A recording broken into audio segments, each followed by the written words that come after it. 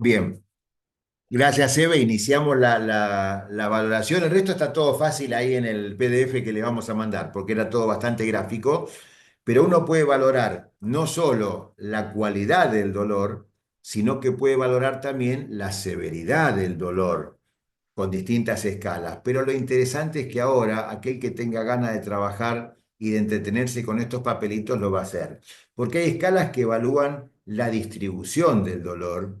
Hay escalas también que evalúan la respuesta de la conducta dolorosa de la persona.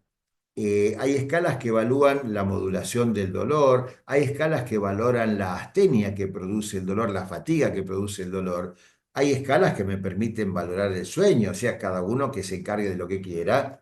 Está la valoración general psicológica del paciente con múltiples opciones para poder analizar lo que ustedes quieran, escalas para evaluar la ansiedad del paciente, escalas para evaluar la depresión de las personas, que son bastante viejitas estas escalas, pero es para tener una idea de que hay herramientas para lo que ustedes quieran, escalas de estrés. Y dolor y estrés van de la mano, así que no haría falta ni siquiera preocuparse por esto.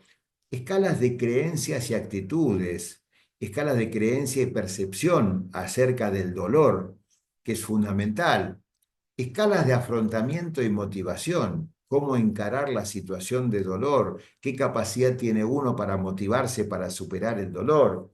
Escala de alteración cognitiva, escala de confianza en el médico, escala de valoración de la calidad de vida para poder evaluar cómo se modificó en función del tratamiento, escalas de valoración del estado de salud de la persona, escalas de valoración de cambio de relación de la pareja en función del dolor también. Digo porque cuando hacíamos la referencia al concepto biopsicosocial del dolor, una vez más, digo, es esto. Podés afectar cualquier esfera que quieras, cualquier esfera puede ser afectada. Evaluación de la incapacidad que genera.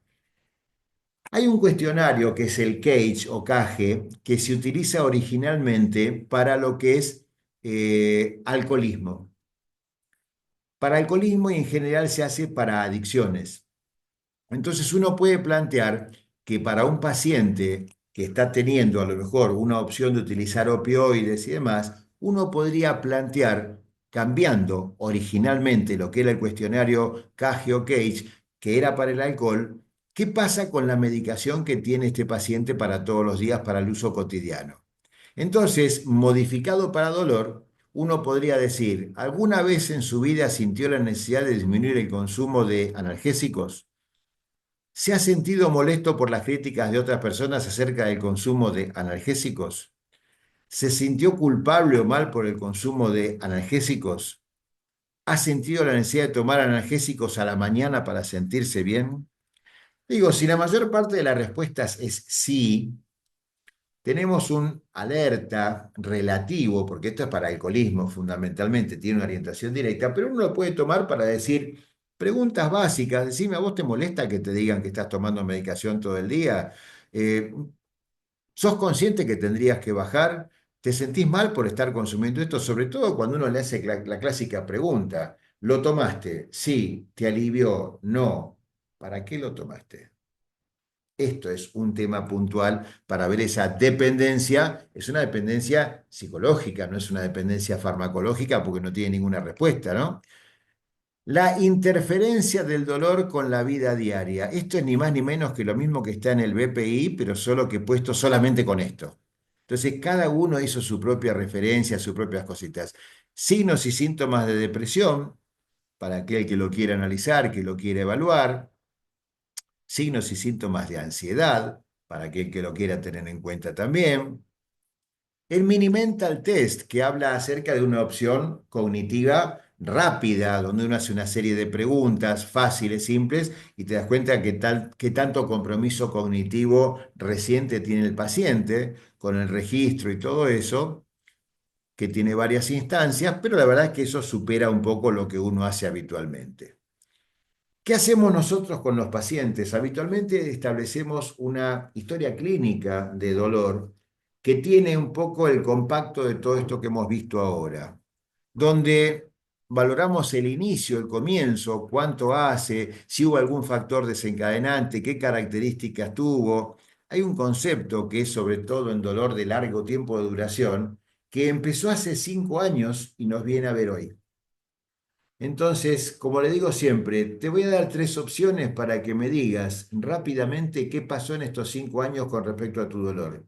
Está más o menos siempre igual, te duele cada vez menos, te duele cada vez más. Entonces vos lo tenés estable, en mejoría, progresivo, y ya sabés qué es profundo, es superficial. Muchas veces la gente se confunde si uno le dice profundo o superficial. Porque te dice, no, es superficial, yo me aprieto acá y me duele. No, superficial es el contacto superficial. La ropa, la sábana, una caricia te indica hiperalgesia, te indica alodinia. Si vos apretás, estás comprimiendo las estructuras internas. Entonces, superficial o profundo, intermitente o constante. ¿Lo desencadena algo? ¿No lo desencadena? Bien. ¿Qué haces vos cuando tenés el dolor? ¿Qué sensación te da? ¿Qué pensás si yo te tengo que dar morfina? Porque hay gente que dice, no, eso no, ni loco. Bueno, vamos a ver qué pasó. ¿En alguna oportunidad consumiste marihuana para el dolor? No, la tomo, lo uso los fines de semana, fumo y te alivia el dolor. No, listo, punto, seguí viaje. ¿Utilizaste algún otro tipo de sustancia? No, cocaína, no, listo, bueno, punto, sí, no, no hay ningún problema. ¿Qué pasa cuando uno lo evalúa al paciente? Primero, cómo está posicionado, si está inclinado, si está puesto de costado, la cara que tiene, la velocidad de respuesta, los movimientos más rápidos o más lentos, el rango de movilidad corporal, eso lo ves. No hace falta medir el ángulo. El tipo la cabeza la mueve así, pone franca limitación a la movilidad cervical, punto. No hace falta entrar en detalle puntual porque lo que uno busca, yo busco, es el dolor, a ver qué es lo que lo genera y se frena porque no se mueve más porque los huesitos están trabados o se frena por el dolor. Porque yo puedo hacer así y no levanta más porque no levanta más, pero no me duele, o puedo hacer así y acá no doy más del dolor. Entonces una cosa es funcional y otra cosa es mecánica. Bien. Y nuestra historia clínica pone el nombre, el apellido, teléfono, estudios, si trabaja, si recibe ayuda económica, la cobertura de salud, quién lo mandó. Antecedentes familiares de la afección actual, la verdad es que en dolor, no, no, yo no lo pregunto mayormente. Ubicamos el dolor, esto es fundamental, fundamental. El aspecto psicológico, cómo impresiona al examinador, va en el final, no va al principio. Por más que esté acá detallado, no es que lo tengo que ya, recién lo saludo, cómo te va, cómo te llamas y ya pongo mi opinión. No, después de toda la evaluación, ves esto que veíamos antes, cómo se presenta, cómo responde, qué velocidad tiene para moverse, qué ganas tiene de moverse, la kinesiofobia, no se quiere mover por temor al dolor. Todo tenemos que ver qué es lo que pasa con ese paciente y una de las herramientas más útiles es el mapita del dolor. ¿Dónde duele? Dibujar bien dónde duele, trazar con línea irregular o rayitas las áreas de irradiación, porque sobre eso es lo que tenemos que trabajar después. No es infrecuente que alguien consulte por una lumbociatalgia y cuando viene al mes te dice, "Ay, estoy terrible, el hombro me está matando". No, pará, pará, pará. No me interesa tu hombro. Vos viniste a su mes por esto, veamos qué pasa con esto. Si después esto no está más y te molesta el hombro, empezamos con el hombro.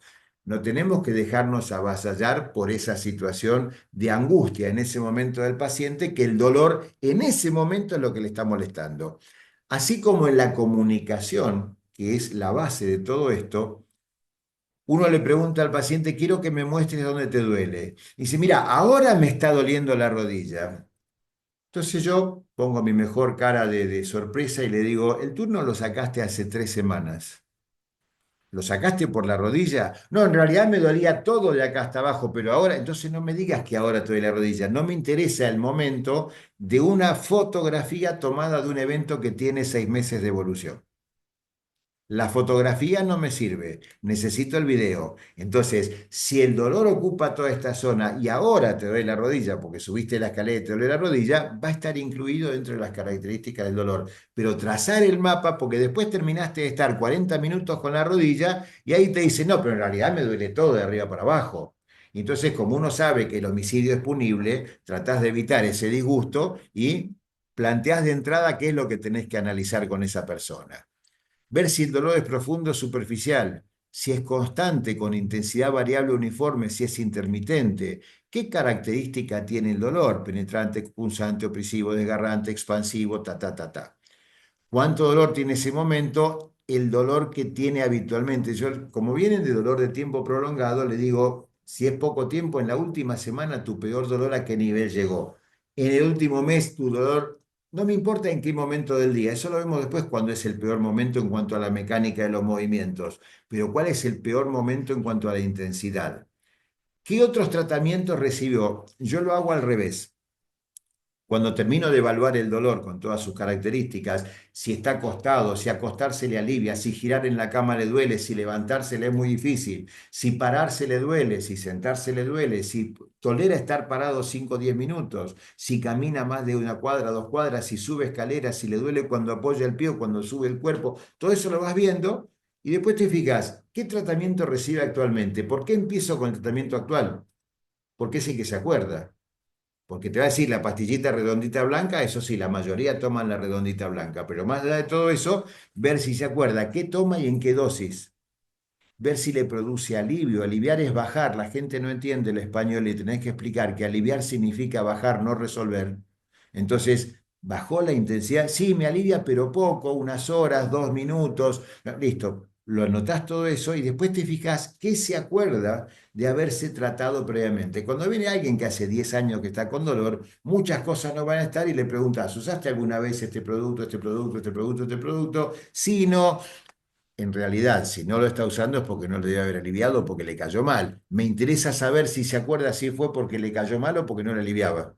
Las dos opciones son diferentes, porque puedo volver a usarlo asociado con otro o no lo uso porque le cayó mal.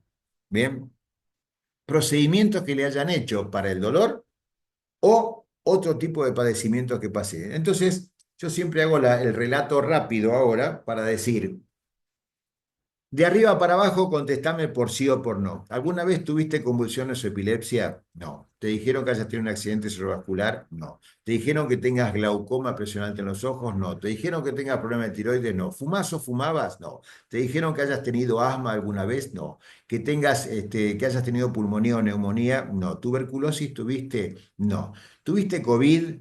Sí, con internación o sin internación, sin internación, COVID leve, punto. ¿Alguna vez tuviste algún infarto? No. ¿Presión alta? No. ¿Te dijeron que tengas el colesterol alto? No. ¿Que seas diabético? No. ¿Alguna vez te dijeron que tuvieras gastritis, úlcera o hernia y tal? ¿Te dijeron que hayas tenido hepatitis? ¿Vas de cuerpo diariamente o casi a diario? ¿Alguna vez te dijeron que tus riñones funcionen mal? ¿Has tenido piedritas, cólicos renales? No. Operaciones que te hayan hecho en tu vida. Ta, ta, ta, ta. ¿Alguna vez estuviste bajo tratamiento oncológico, quimio-radioterapia por algún tumor que hayas tenido? Bien. No han pasado ni 2 minutos y ya le interrogué todo lo que me servía para saber qué puedo hacer, qué no puedo hacer y demás. Digo, cuando alguien no pregunta todo esto que es básico para entender qué otras medicaciones, qué otras comorbilidades, qué otras cosas le pasan a esa persona, podemos hacer daño. Pero digo, no me lleva mucho tiempo, no necesito que me explique ni dónde se internó, ni en qué coronaria le pusieron el stent, no me importa nada, porque para eso hay otro que se dedica a eso. Yo quiero saber qué le pasó en su vida con respecto a esto, a ver cuánto me limita y cuánto no lo que yo puedo hacer después por esa persona. Hago el detalle de los hallazgos del examen físico, en función del examen físico, interrogatorio y examen físico aportan el 80-90% de las veces el diagnóstico del cuadro. Agrego resultados de exámenes complementarios, agrego lo que solicito para evaluar a ver qué es lo que podemos hacer, propongo un esquema de tratamiento y evaluamos cuándo va a venir a hacerse el control. Muchas veces el esquema de tratamiento exige un detalle, porque empezás con una cantidad, como cuando hablamos de opioides o de pregabalina, que empezamos con baja dosis y lo aumentamos, baja dosis y lo aumentamos progresivamente, para que no venga en 48 horas a decirme que 25 de pregabalina no le sirvió y que hay que aumentarla. Se lo doy pautado al tercer día, no te alivió, lo aumentás, listo, punto. Y así me venís a ver, empezando con 25 y terminando con 75 cada 12 horas. No hay ningún problema con eso. Ahora hay que aclararle algo fundamental a la gente. No hay que dejar de decirlo. Vos vas a hacer los aumentos en función de la necesidad. Si llegaste a tomar 50 miligramos de pregabalina cada 12 horas y el dolor alivió notoriamente, quédate ahí. Venime a ver con un alivio del dolor y yo te digo después qué hacemos si aumentamos un poquito más o no. No sigas aumentando y si te aumentó, si aumentaste y te cayó mal, volvé a la instancia previa. Venime con un poquito de aumento y con la tolerancia al medicamento, un poquito de alivio y con la tolerancia al medicamento y yo veo después cómo lo continuamos. Pero necesito evaluar. Los medicamentos no hacen lo que dice el prospecto, hacen lo que esa persona le permite, variación individual de la respuesta al tratamiento. Entonces yo tengo que estar atento a ver qué es lo que voy a hacer con esa persona para ver de moverlo. Muy bien, estamos listos para las preguntas que ustedes quieran hacer.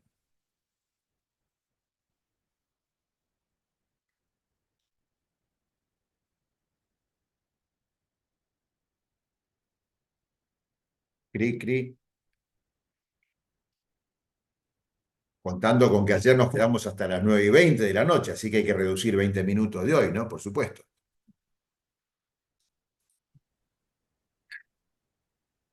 Una consulta que me parece que puede ser tonta para el grupo, ¿no? Pero ¿cuánto es el promedio de una consulta? ¿Todas las consultas son igual para ustedes? Yo soy cirujano, nuestras consultas suelen ser bien breves y acotadas. Sí, Entonces, este más es un manejo clínico que uno no está acostumbrado. bien. Por eso la Ahí, pregunta, Facundo, perdón. vos tenés que decidir qué vas a querer hacer. Porque la intervención del cirujano, generalmente, por eso digo, yo voy a ir a ver a un cirujano cuando hay un proyecto quirúrgico por delante. Sería ilógico que alguien me venga a ver a mí para que lo opere del apéndice. Sería ilógico que alguien te vaya a ver a vos para hacer todo esto, porque te digo, yo doy turnos cada 30 minutos. Bien, Es prácticamente imposible que en 30 minutos yo resuelva el tema.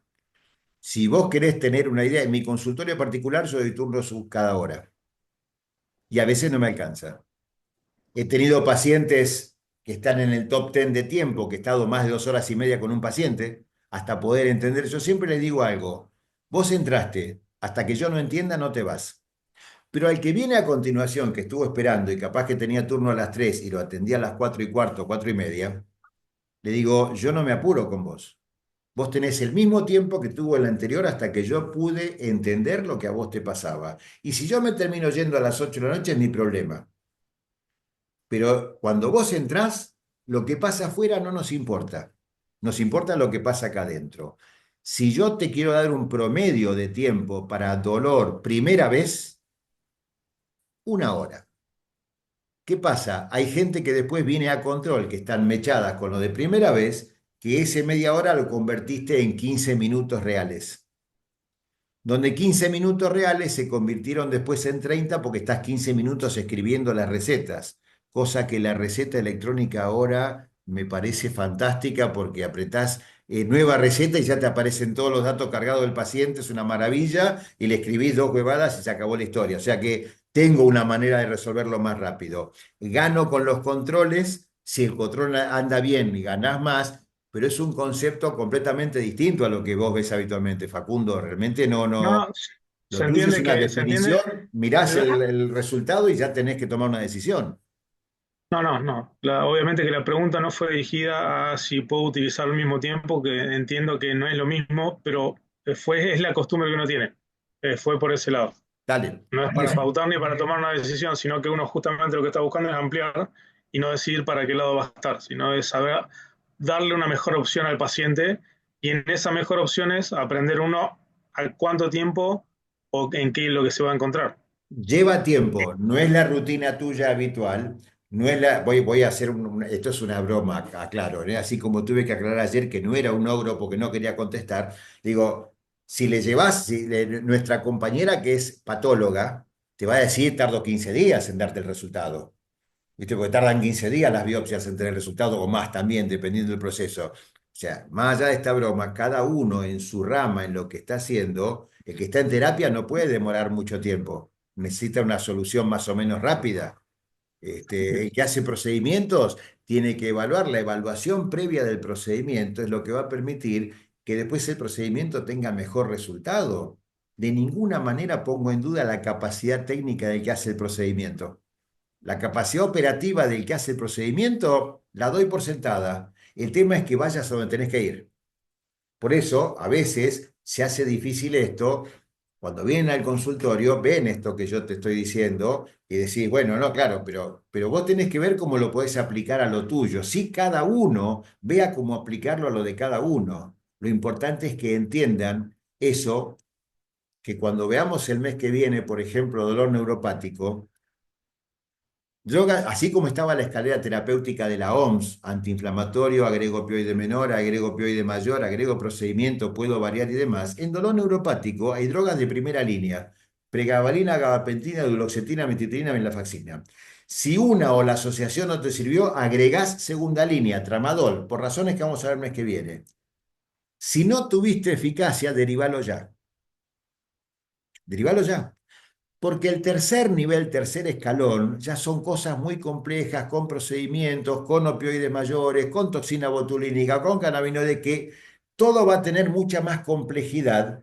Y en atención primaria, yo siempre digo, vos tenés que manejar esa primera línea de tratamiento, porque si lo resolviste, no hace falta ir más allá de todo eso, con cosas simples, pero tenés que estar preparado para esa instancia. Ahora, no anduvo, no lo tengan boyando porque a más tiempo de incidencia en el organismo el dolor, más difícil es después para resolverlo y más complica la vida de la persona. Entonces, digo, todos los que están haciendo este curso deberían tener, el mes que viene lo vamos a ver, ese lineamiento. Hice uno, hice dos, escalera terapéutica de la OMS. ¿Cuántos de ustedes tienen el recetario de estupefacientes? Apostaría que con suerte dos.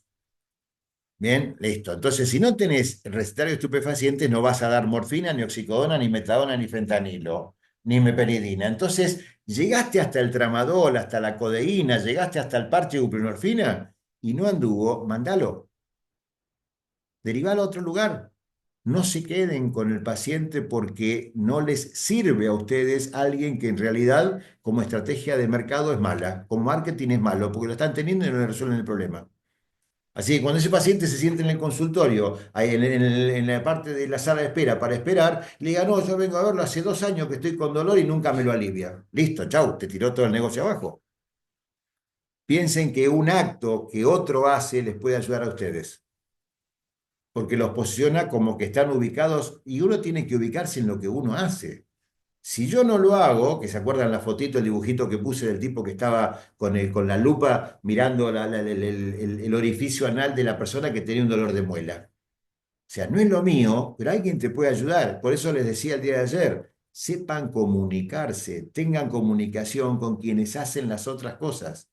Yo no lo hago, pero sé quién hace esto otro. Anda a ver a fulano. No conozco todos los que lo hacen, conozco uno. Bueno, anda a ver a este. A quien le tenés confianza, lo conoces y demás. Pero sin ningún lugar a dudas que los tiempos de evaluación y demás son tiempos que tienen que estar también protegidos por el trabajo que hacemos. Como me preguntaba Facundo, yo tengo turnos asignados cada 30 minutos. No existe el sobreturno. No existe. Si alguien quiere poner un sobreturno, va a tener que pasar por debajo de mis pies, porque lo voy a aplastar. No existe el concepto de sobreturno. No puedo atender mal a dos, hago lo mejor que puedo por uno. Entonces, en un tiempo limitado, no es que yo tengo turnos cada 15 minutos y dos sobreturnos más. No, yo en 10 minutos ni siquiera lo saludé a la persona, no sé de qué se trata. No se sentó, no se aflojó, no se relajó. Te empiezan a contar todo lo que les pasó y cuando pasó un minuto le digo, bueno, ya me cansaste, listo, no me dijiste nada en un minuto, déjame que yo te pregunte. Que lo hago ordenado, lo hago organizado, quiero enterarme lo que vos sentís, así que necesito ir paso a paso porque como soy médico, soy cuadrado, soy limitado, soy esquemático, necesito hacer estas cosas, y la gente entra un poquito en ese terreno. Pero si no hay tiempo, mejor no empezar.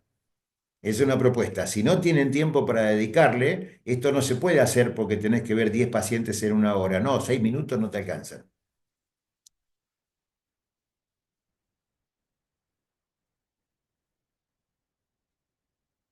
Uy, dame un segundo que me están echando y seguimos.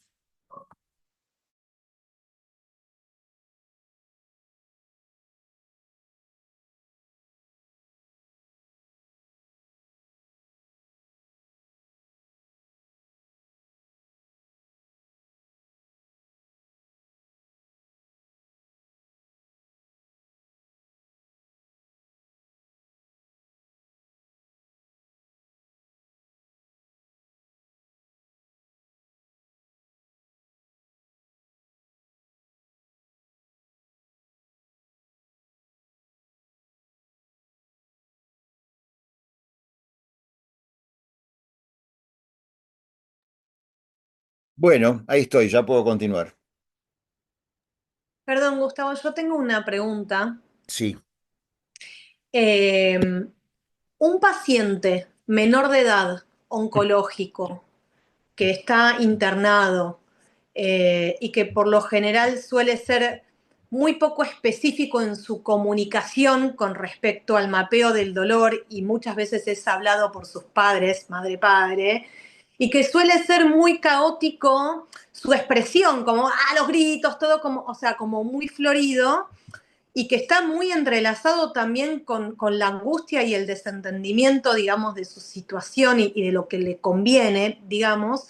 ¿Cuál es ese punto más inteligente y respetuoso también, digamos, con el paciente de, a ver cómo formular mi pregunta, de dejarlo a lo mejor en esa manifestación de todavía me duele, o sea, a ver si hace efecto algo del tratamiento como una especie, ¿cuál sería el límite de desvalorización del dolor o de espera de respuesta a ver si se lo está ayudando? Bien, el paciente pediátrico, yo no hago pediatría, ocasionalmente me han llamado por una cuestión de esquemas terapéuticos que el pediatra no maneja y a lo mejor yo puedo colaborar con la idea de qué hacer y qué no hacer. El paciente pediátrico requiere mucha empatía. Yo en eso soy un experto. En empatía no me gana nadie, entonces me siento al lado del chiquito este o de la chiquita esta y empiezo como hacen todos, ¿no? Con juegos, con esto, con lo otro. Y tenés maneras de evaluar ese dolor, no solo desde el punto de vista de la distribución corporal, sino de la funcionalidad. Y sí podés ver que a lo mejor lo viste ayer y no movía tanto como mueve hoy, que charlando sin darte cuenta te apoyaste en la zona que refería el dolor y no tuvo respuesta, no tuvo reacción. O sea, está mal que lo diga, pero uno busca por medio de, llamémoslo artificios, el subtitulado dice engaño, pero queda feo, pero no es que lo engañás, vos tenés que buscar la opción de poder llegar a todo esto. De todas maneras, hay una parte que vos planteás que a mí me tocó vivirla en algunas oportunidades, donde la carga de la situación, la carga del entendimiento del niño de lo que le pasa, la carga familiar, hacen que la no respuesta sea la respuesta. Entonces, esa crisis de movimiento, ese movimiento exagerado, esa cosa permanente del movimiento que va a querer suplir a la palabra y no puede, pero sí expresa un montón de cosas, aborta muchas veces la posibilidad de entender lo que uno tiene que entender de los chicos, ¿no? Me ha pasado alguno que no quería hacer ningún movimiento por el temor que tenía al movimiento. Entonces sí, estando, porque están los padres aparte, le decís, decime una cosa, cuando yo no estoy, él se levanta y se rasca la cabeza, sí, listo, me quedo más tranquilo. O sea, tenés que buscar esa información en quienes están ahí, pero no pedirles que te digan, preguntarles puntualmente lo que vos necesitas saber. Esto estamos hablando cuestiones que se vinculan más con el movimiento físico dirigido a algo, a un punto doloroso, a una zona dolorosa. Cambia mucho cuando vos querés hablar del estado de ánimo, de la situación afectiva del niño ese y demás, que es un concepto completamente diferente. Pero en esto uno puede tener algunas estrategias que le permitan llegar a abordar, ver los movimientos espontáneos, hacer como que te resbalás y te caes, ver si se corre, te sentás al lado y ves que no mueve la pierna, pero era la que le dolía y no dijo nada. Cuando vos apuntás a mover la parte de dolor, generalmente la frenan, porque es más el temor que otra cosa. Y cuando es más el temor que otra cosa, y esto no- con muy pocos niños oncológicos, lo he visto con algunos traumatológicos, en realidad uno sabe que en la medida que vos tengas más movilidad, tenés recuperación más rápida. Si no tenés movilidad y tardás más en la recuperación, la verdad que uno se plantea en última instancia, no me preocupa.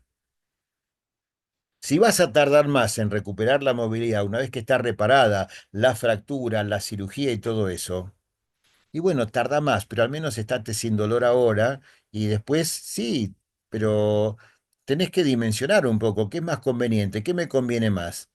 ¿Estimular ahora algo que no quiere y que genera conflicto y genera choque? ¿O después saber que va a demorar un poco más? Y bueno, va a demorar un poco más. No en el niño oncológico, y menos si tiene mala respuesta al tratamiento y demás, pero sí en el niño o en el que tiene buena respuesta, se recupera más fácil después. Tiene esa ventaja, tiene una dinámica distinta, una plasticidad distinta, pero digo, no, no es una cosa fácil el niño, yo no hago, por eso trato de evitarlo.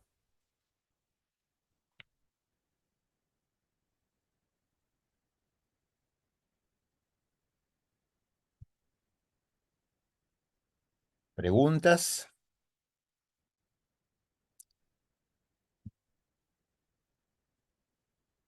¿Algún comentario acerca de esta primera experiencia? ¿Era lo que esperaban? ¿Superó lo que esperaban? ¿Los agobió un poquito, ¿eh? No, no, más que un poquito no se acepta. No, para mí superó. Estoy muy, muy agradecida por los dos. Gracias. A Creo que te ustedes. Si estructura. ustedes no están ahí, nosotros no estaríamos acá. Así que, Yo creo que lo que estamos pasando, que nos estamos desestructurando. bien. ¿Y eso es Uno bueno o es viene con malo? no, es bueno, Ah, porque estamos acostumbrados a ver síntomas y enfermedades, no ver el paciente completo. Y lo que estamos viendo ahora es un paciente como un todo. fíjate, Paola, lo que decíamos el día de ayer con Rosana. Este es el ABC del entendimiento que después se aplica en una rodilla, en una cintura, en un posoperatorio, en una diabetes, en un dolor neuropático, en una neuralgia del trigémino. Se aplica en todo, pero la idea es, la esencia es entender que vamos a tratar lo que el otro siente. Por eso es difícil muchas veces, por eso lleva más tiempo.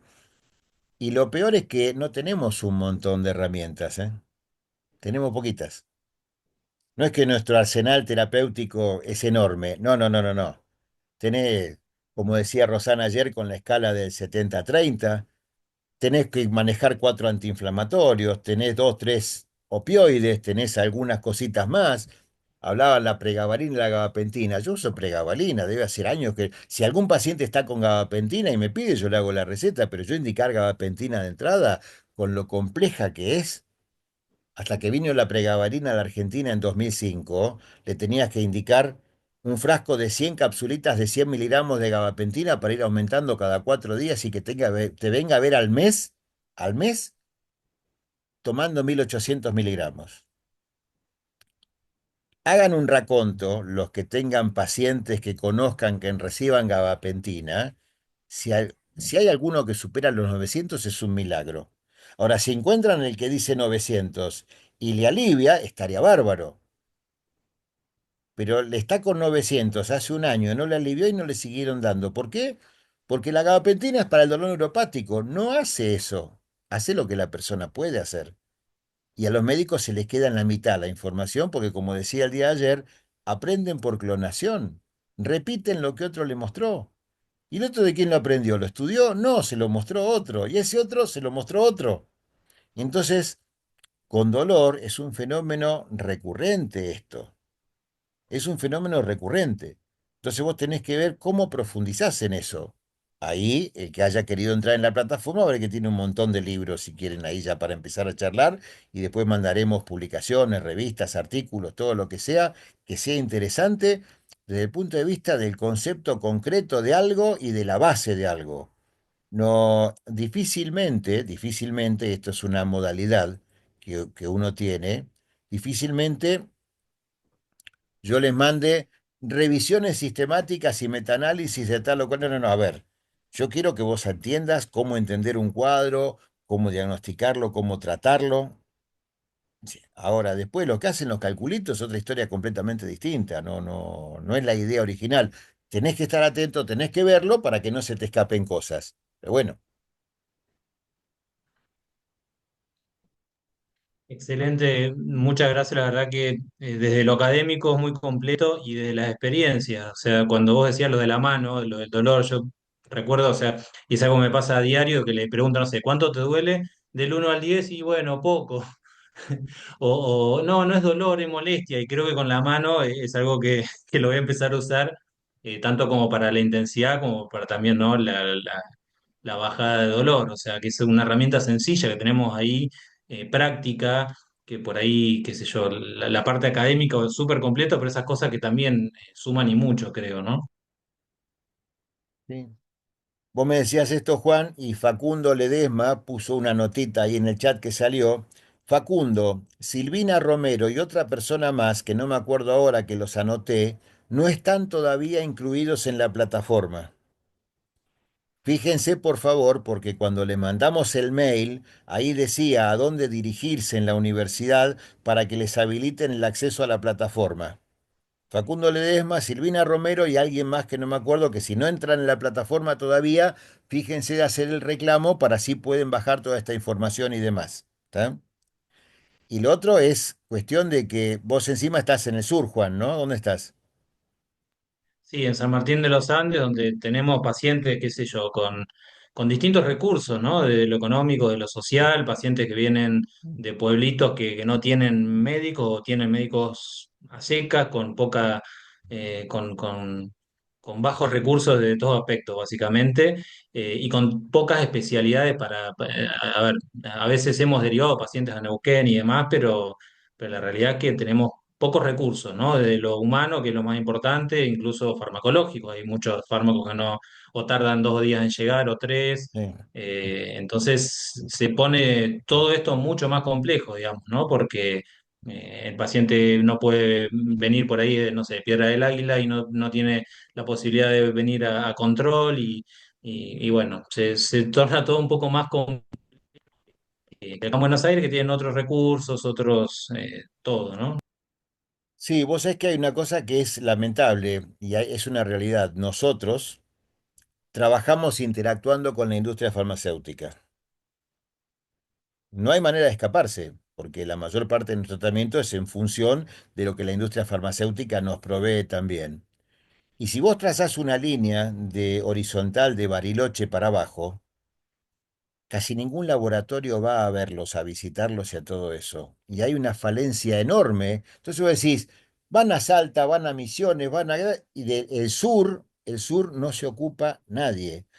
Hace poco, unos días atrás, vino un ex compañero nuestro, Matías Delfito, que nos va a dar una charla, que es neurocirujano, y que nos va a dar una charla de procedimientos vinculados a dolor, que se fue a vivir a Tierra del Fuego.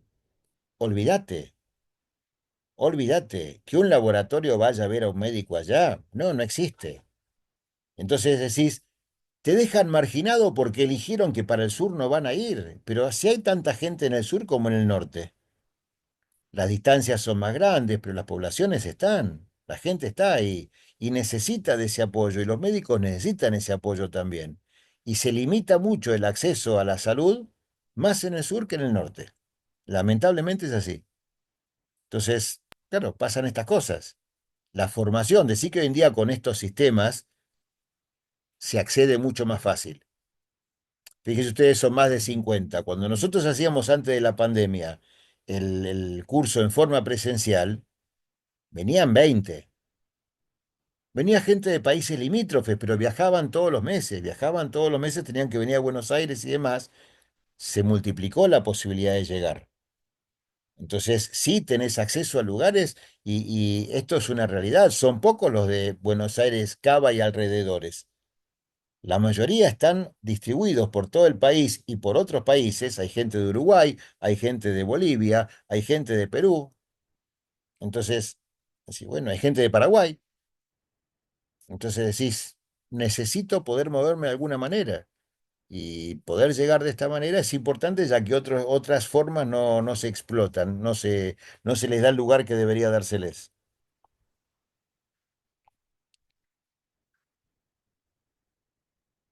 Cosa positiva que nos dejó el COVID, ¿no? La virtualidad, esto poder hacerlo a Bueno, distancia, la verdad que es nada, porque yo la verdad que no tengo la posibilidad de, justo ahora coincide que estoy en Buenos Aires, digamos, pero por un motivo personal, pero si no tengo la posibilidad de trabajar en nenes y venir a las clases, la verdad que me encantaría, digamos, en su momento en mi formación sí lo hice, pero bueno, ahora por suerte tenemos esta virtualidad que nos conecta.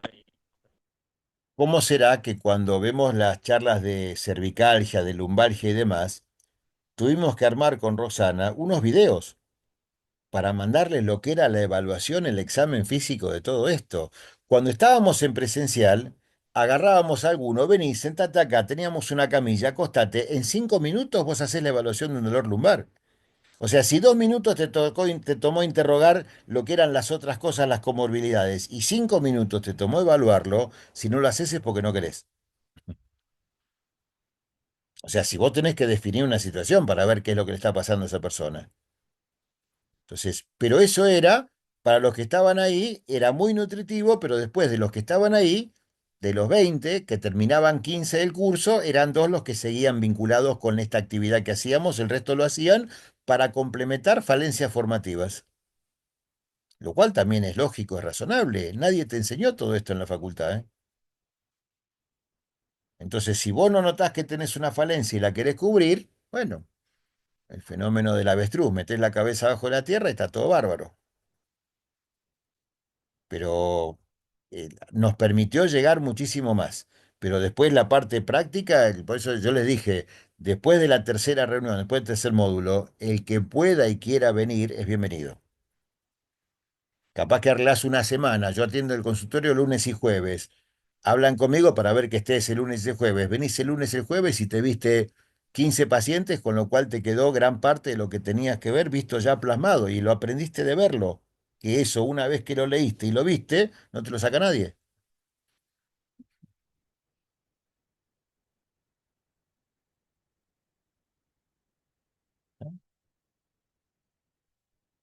Bueno, ¿más preguntas? ¿Planteos, dudas, quejas? Tengo una consulta, Dale. una pregunta. No, no me quedó bien claro un concepto. ¿El dolor nociplástico es sinónimo de sensibilización central y periférica? Igual lo voy a revisar después en la parte teórica. Pasa algo parecido a lo que decíamos de hiperalgesia y alodinia. El mecanismo de sensibilización del sistema nervioso periférico es que por la lesión se genera neuroinflamación, se activan mediadores y va a estimular el asta posterior de la médula que genera la sensibilización del sistema nervioso central. Ese mecanismo también se da en el dolor crónico, también se da en el dolor neuropático y demás. Ese es el mecanismo fisiopatológico de sensibilización del sistema nervioso periférico y central.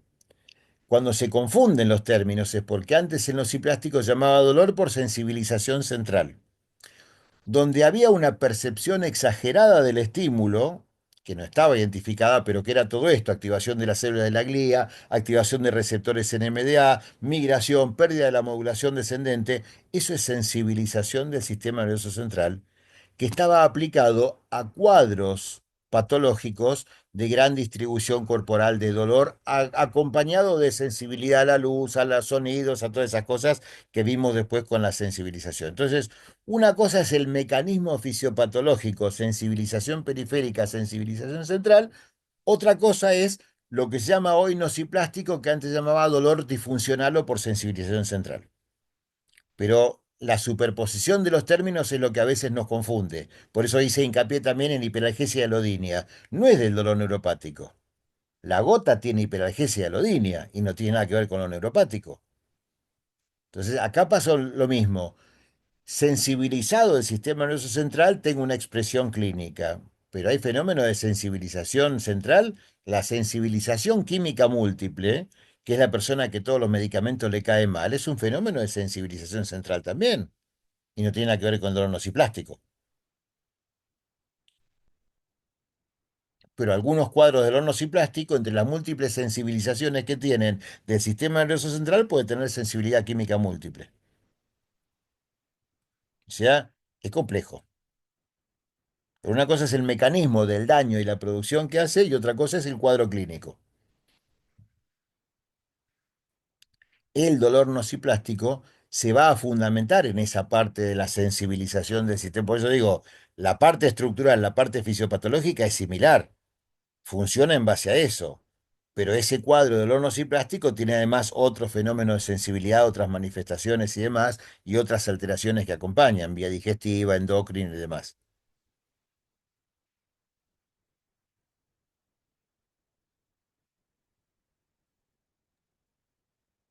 Gracias. De nada. ¿Más preguntas?